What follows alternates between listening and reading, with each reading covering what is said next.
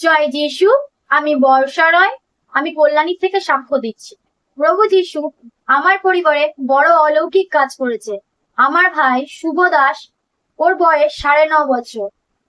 ওর 5 দিন ধরে জ্বর এসেছে, কিছুতেই কমছিল না। তো ওকে জেনেম হসপিটালে নিয়ে গেছিলাম। সঙ্গে সঙ্গে ডাক্তাররা ওকে অনেক রকমের রিপোর্ট করতে দিয়েছে। একটা রিপোর্টও ভালো আসেনি। ডাক্তাররা দেখে বলেছে যে ও যখন তখন খিঁচুনি হয়ে স্পট ডেড হতে পারে বা প্রেশার ফল্ট করে স্পট ডেড হতে পারে, ওকে এখনই আইসিইউতে দিতে হবে। তো আমরা তখন একেবারে সবাই ভেঙে পড়েছিলাম, কান্নাকাটি করছি যে কি করব।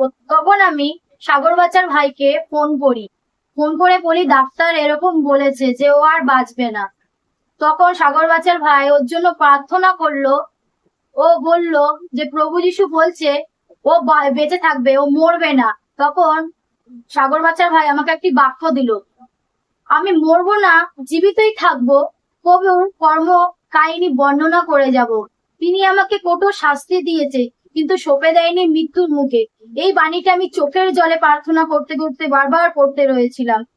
এবং ফাদার জজ আমাদের ভাইয়ের জন্য প্রার্থনা করলো, এবং কি অনেকে আমার ভাইয়ের জন্য প্রার্থনা করেছে।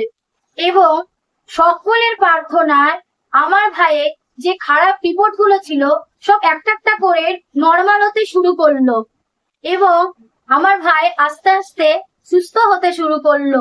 ডাক্তার যে বলেছিল যে আমার ভাই মারা যাবে, কিন্তু প্রভু যিশুর কৃপায় আমার ভাই মরেনি, সে জীবিত রয়েছে একমাত্র ত্রাণকর্তা যিশুর জন্য। ওর জন্য প্রভু যিশুর মহানামে আমি ধন্যবাদ জানাই। জয় যিশু। হালেলুয়া।